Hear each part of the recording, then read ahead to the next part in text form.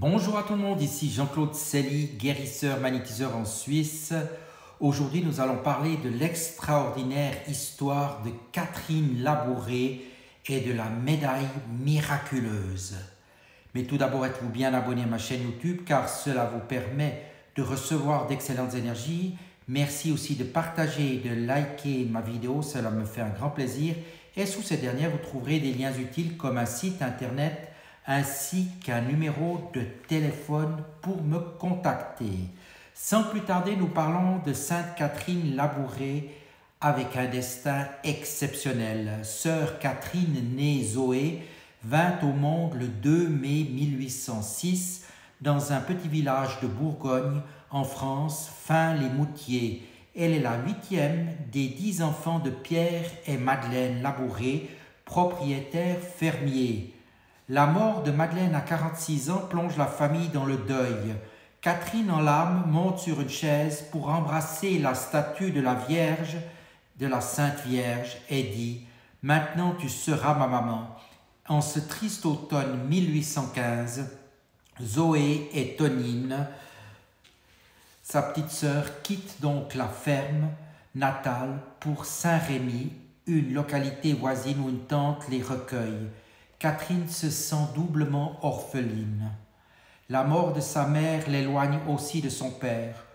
2 ans plus tard, Pierre Labouré, embarrassé par le départ de son aînée, Marie-Louise, chez les filles de la Charité, rappelle les 2 fillettes tout heureuses de retrouver le toit familial. Catherine fait sa première communion le 25 janvier 1818. Une grande ferveur l'habite. Elle n'était plus de la terre, dira Tonine, elle était toute mystique. Une mystique bien réaliste. Voilà Catherine promue à 12 ans maîtresse de maison. Elle fait face à tout avec calme et compétence. Les repas des ouvriers des champs, l'entretien du potager et du verger, le poulailler, le colombier aux 800 pigeons, la traite des vaches, la distribution du fourrage. Chaque semaine, elle fait le pain, la lessive et le marché. Avec tous, Catherine est gentille et bonne, aimable et douce. Elle cherche toujours à mettre la paix. Son caractère sérieux, modeste et grave est mûri par l'épreuve et les responsabilités. L'objet de ses soins les plus attentifs, c'est Auguste, son petit frère resté infirme après une chute. Et chaque jour, Catherine se rend à l'église pour prier dans la chapelle de la Vierge restaurée par la famille Labouré. Depuis la Révolution, l'église est sans prêtre, le tabernacle est vide. Qu'en est-il de la patiente dans les obstacles? Catherine ne se contente pas de prier. Elle visite les malades, secourt les pauvres. Elle sent que Dieu l'appelle, mais elle ne sait ni où ni comment. Et voici qu'une nuit, elle fait un rêve mystérieux. Un vieux prêtre s'avance dans l'église pour célébrer la messe. Son regard s'arrête plusieurs fois sur la jeune fille qui part ensuite visiter un malade. Quand le même prêtre la retrouve à la sortie, il lui dit « Ma fille, c'est bien de soigner les malades. Un jour, vous viendrez à moi. Dieu a des desseins sur vous. Ne l'oubliez pas. » Catherine se réveille, la joie au cœur. Mais à 18 ans, elle ne sait toujours ni lire ni écrire. Elle obtient de son père d'entrer au pensionnat de Châtillon-sur-Seine, dirigé par une cousine. Un jour, se rendant à la maison des filles de la Charité toute propre, que voit-elle au mur du parloir? Le portrait du prêtre vu en songe. « C'est notre père, Saint Vincent de Paul », lui explique une sœur. Catherine comprend, elle sera fille de la Charité. Après un court séjour en pension où la jeune fermière est mal à l'aise avec des demoiselles plus raffinées qui lui font sentir leur mépris, elle revient à Fin où elle se remet à la tâche. Le 2 mai 1827, jour de sa majorité, Catherine déclare à son père sa vocation. Il refuse avec éclat, il veut la marier, mais Catherine refuse les beaux partis. Au printemps 1828, Pierre Labouré, de dépit, exile sa fille à Paris où elle servira dans le restaurant de son frère. Après le refus, le renvoi, double blessure pour Catherine. L'épreuve dure 1 an. Son père finit par se laisser fléchir. Catherine revient à Châtillon et en janvier 1830 commence son postulat chez les filles de la Charité. 3 mois plus tard, c'est le départ pour le séminaire de Paris. Le rêve est devenu réalité. Mais qu'en est-il dans le simple, dans les faveurs célestes?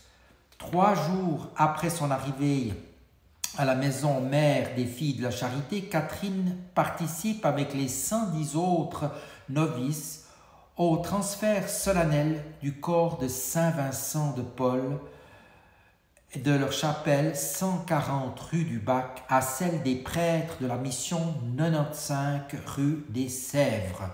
En ce dimanche 25 avril 1830, une grande messe pontificale est célébrée à Notre-Dame par le nonce apostolique. Une foule immense entoure l'archevêque et 12 évêques devant la châsse d'argent. Une procession solennelle traverse Paris. Quelle joie pour Catherine de faire cortège au prêtre de sa vocation. Dans la semaine qui suit, Catherine va souvent prier à la chapelle Saint-Vincent et quand elle revient rue du Bac, elle passe se recueillir un instant devant un reliquaire du cœur du fondateur.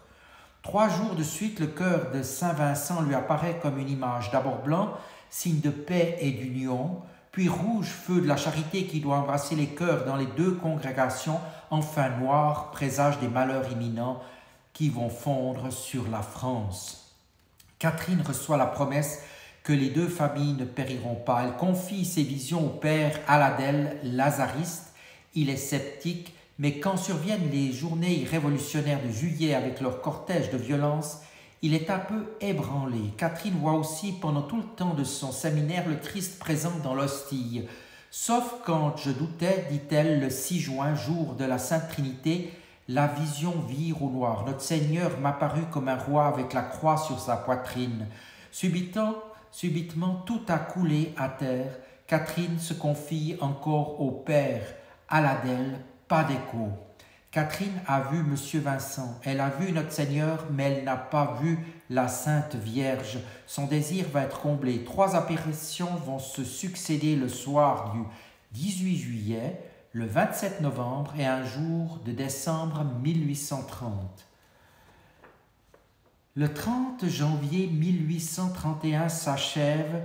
Catherine est nommée dans la communauté de l'hospice d'Anguien, dans la commune de Reuilly, faubourg, déshérité du sud-est de Paris.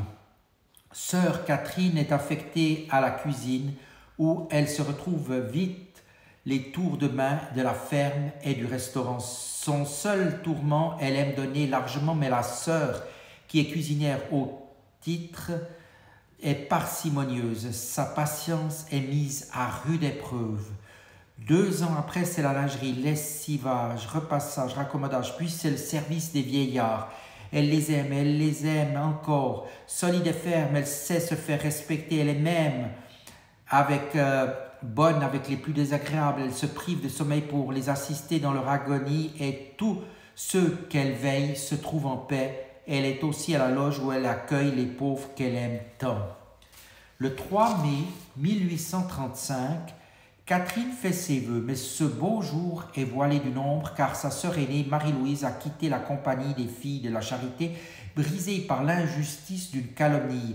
Catherine est aussi attentive aux domestiques. Elle rend visite à une petite lingère de 20 ans, tombée malade à son arrivée, et lui apporte un édredon, de l'élixir. Enfin, elle est un havre pour les sœurs nouvelles venues, donnant avec cœur aux débutantes des conseils pleins d'expériences profondes et pratiques.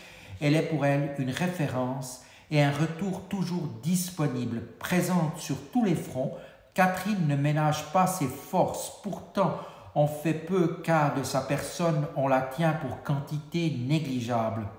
On la traite même de sotte, mais sa fidélité est totale. Elle défend l'autorité de sa supérieure, même quand elle est traitée sévèrement.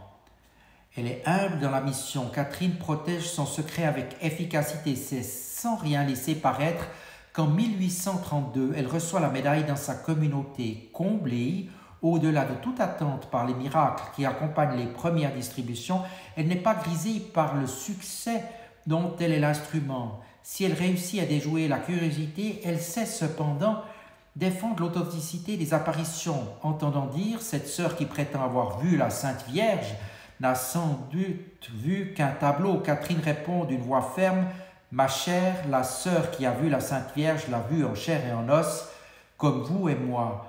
Catherine reste présente à sa famille dont elle porte les soucis et les joies. Quand son père meurt dans la solitude en 1844, elle a le cœur meurtri, mais quelle joie quand Marie-Louise est réintégrée en 1845 chez les Filles de la Charité. Elle soutient Tonine pour qui les catastrophes se succèdent, convertit son beau-frère mourant, assiste ses frères à leur mort, se réjouit de voir sa nièce reçue aux enfants de Marie et son neveu Philippe ordonné prêtre chez les Lazaristes. En 1848, une vision s'impose soudain à Catherine. Il faut dresser une croix monumentale dans Paris. Elle sera une grande vénération. On y viendra de toute la France et des pays les plus éloignés par dévotion en pèlerinage et par curiosité. Catherine soumet sa vision à P. Aladel. Sans succès, elle se sent pressée de tout mettre par écrit et termine sa lettre en se disant toute dévouée au Sacré-Cœur de Jésus et de Marie. Catherine n'est pas satisfaite, l'apparition n'est toujours pas commémorée et manque encore dans la chapelle de l'autel et la statue de la Vierge au globe. C'est le martyr de ma vie, a-t-elle dit. Mais toutefois, elle est confiante dans la tourmente. Pendant les années révolutionnaires de juin 1848, la bataille est acharnée et meurtrière. L'est de Paris se couvre de barricades, les représailles sont atroces. L'hospice de Reuilly soigne les blessés des deux camps. En 1870, dans le désastre de la guerre contre la Prusse, Paris est assiégé. Catherine manifeste un calme total. On attache la médaille aux portes et aux fenêtres de la maison transformée en hôpital. La pénurie devient famine. On réserve les douceurs aux malades et aux blessés. Les sœurs sont réduites à la portion congrue. Certains jours, un morceau de pain noir avec un travail harassant. La guerre civile menace, Catherine est sombre. Mon Dieu, que de sang, que de ruines, mais elle reste confiante. La Vierge veillera, elle gardera tout et il ne nous arrivera aucun mal. L'insurrection gagne tout Paris, les cadavres s'alignent sur les trottoirs. Mais parmi les sœurs parlées de victimes au printemps 1876, Catherine sent venir la fin prochaine. Elle en parle en toute lucidité. « N'avez-vous pas peur de mourir ?» lui demande-t-on. Catherine s'étonne. Pourquoi craindre d'aller voir notre Seigneur, sa mère et Saint Vincent? Le 31 décembre, Catherine reçoit la communion. Autour de son lit, on récite les prières des agonisants. On répète l'invocation de la médaille. Son dernier soupir est si doux que l'on entend à peine. On finissait les litanies de l'Immaculée Conception. Dès le matin du 1er janvier, la rumeur suscite un défilé. Catherine attire comme une sainte. Ses membres restent souples. Ses funérailles ont lieu le 3 janvier en la fête de Saint-Geneviève, chère à Monsieur Vincent.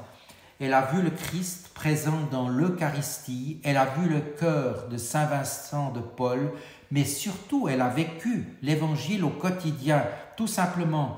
Dans les jours qui suivent sa mort, le 31 décembre 1876, la foule se presse devant le cercueil de sœur Catherine. Une pauvre femme amène dans une caisse montée sur roulette son fils de 12 ans, infirme de naissance, qu'elle veut descendre dans le caveau. Et voici que l'enfant se relève sur ses jambes. Le premier miracle de Sainte Catherine est pour les pauvres. Maintenant, qu'en est-il de l'histoire et l'extraordinaire histoire de Catherine Labouré et de la médaille miraculeuse? La médaille miraculeuse est l'une des représentations les plus connues de la Vierge Marie dans le monde. 2 millions de visiteurs franchissent chaque année la porte de la chapelle qui lui est dédiée rue du Bac à Paris. Tout a commencé le soir du 18 juillet 1830 vers 23h30 à la Maison des Filles de la Charité rue du Bac à Paris. Une jeune novice de 24 ans, Catherine Labouré, dort. Un enfant auréolé la réveille et l'invite à rejoindre la chapelle du couvent car la Sainte Vierge l'y attend. Catherine s'y rend en toute hâte. Quelques minutes plus tard, Marie apparaît. « Mon enfant, le bon Dieu veut vous charger d'une mission. » Elle lui précise que sa tâche sera dédiée et délicate et difficile. Les jours passent, Catherine n'a plus de nouvelles de la Vierge. 5 mois plus tard, le 27 novembre, en fin d'après-midi, que la jeune religieuse prie donc dans la chapelle, elle voit se dessiner 2 tableaux au-dessus de l'autel. Sur le premier, Marie se tient debout. Face à elle, sous ses pieds, elle écrase le serpent, symbole du mal. De ses mains jaillissent des rayons de lumière intense. Ces rayons sont les symboles de grâce que je répands si on me les demande, lui explique la Vierge. Un ovale se forme autour de la scène et des êtres d'or apparaissent. Ô Marie conçue sans péché, priez pour que nous avons recours à vous. L'image disparaît progressivement pour laisser place à une nouvelle représentation de la Vierge portant un globe surmonté d'une croix. Elle lui explique, cette boule représente le monde entier, la France et chaque personne en particulier. Sur le second tableau, Catherine voit apparaître le M de Marie entrelacé avec la croix de Jésus, comme pour rappeler le lien indéfectible qui les unit. Autour sont dessinées les 12 étoiles de la Reine du ciel. 2 cœurs se tiennent à côte, à gauche celui de Jésus reconnaissable à la couronne d'épines qui l'entoure, sur sa droite un cœur transpercé par un glaive, comme pour représenter la douleur d'une mère voyant son enfant souffrir. C'est le cœur de Marie. Tout en regardant les tableaux qui défilent sous ses yeux, Catherine entend la voix de la Vierge. Faites frapper une médaille sur ce modèle. Les grâces seront abondantes pour les personnes qui la porteront avec confiance. Pour la Vierge qui lui assure les grâces seront abondantes pour les personnes qui la porteront avec confiance, une promesse qu'elle renouvellera 1 mois après lors de la dernière apparition. La médaille devient miraculeuse. Catherine ne parlera à personne de ses apparitions, si ce n'est à son père spirituel. 2 ans plus tard, Paris est touché en plein fouet par une violente épidémie de choléra. La situation est catastrophique dans la capitale, le nombre de morts chaque jour dépasse 20 000 personnes. Le confident de Catherine relatera ses apparitions à l'évêque de Paris, Monseigneur de Quélan, sans pour autant révéler l'identité de la jeune femme. L'évêque accorde aux sœurs de la charité le droit d'organiser une distribution de médailles. Apparaissent alors les premiers miracles. Et en quelques années, d'innombrables guérisons et protections dites extraordinaires établissent la renommée de la médaille. Dès lors, les Parisiens la déclarent miraculeuse. En 1834, déjà plus de 500 médailles ont été distribuées. Sa réputation ne cesse de croître. En 1854, le pape Pie IX proclame le dogme de l'Immaculée Conception. La prière « Ô Marie conçue sans péché, priez pour nous qui avons recours à vous » est récitée dans le monde entier. Porter la médaille devient alors pour les fidèles une manière de se mettre sous la protection de la Vierge Marie. En 1876, le cap du milliard de médailles frappées est dépassé. Le 27 juillet 1947, le pape Pie XII canonise Catherine Labouré, 70 ans après sa mort. La médaille miraculeuse est fêtée tous les 27 novembre, date de Marie à Sainte Catherine Labouré. Et un des sites les plus appréciés des touristes est donc la chapelle de la rue du Bac à Paris, dans le 7e arrondissement, appartenant toujours à la congrégation des Filles de la Charité, est devenu un lieu de pèlerinage et de dévotion mariale incontournable. Il fait partie des 10 premiers sites culturels les plus visités de Paris chaque année. Ce sont en moyenne 2 millions de visiteurs qui passent devant le corps de Sainte Catherine Labouré, au pied de l'autel au-dessus duquel Marie lui est apparue. Aujourd'hui encore, de nombreuses histoires relatent des grâces obtenues par la médaille miraculeuse. Je vous remercie de votre attention et vous dis à tout bientôt.